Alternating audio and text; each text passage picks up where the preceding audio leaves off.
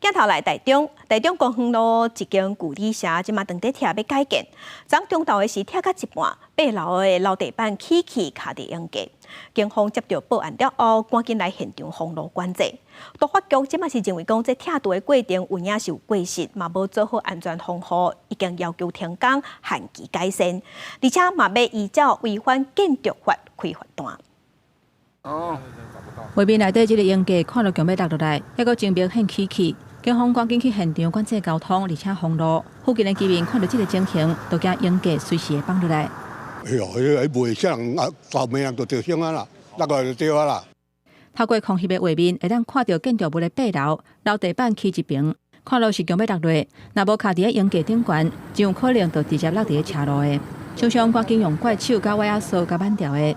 7十中昼有民众发现台中中区公园路这间旧旅馆当咧拆，不过外口的用价真明显起。市府都发局甲结构技师，也阁有土木技师去现场了解，初步判定是拆除的过程有疏失。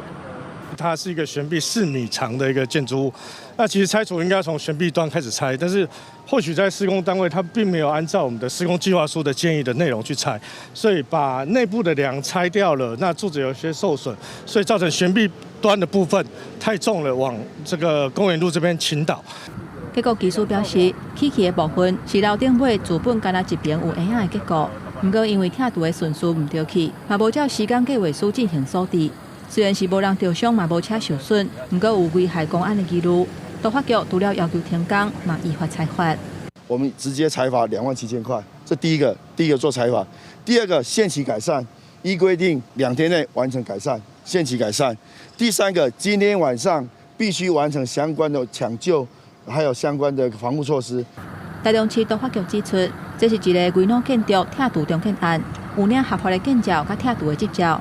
按算要起地上27楼、地下5楼的主体大楼，不过目前这个建物有安全的记录，现场会持续做交通的管制，一直到业者处理好势为止。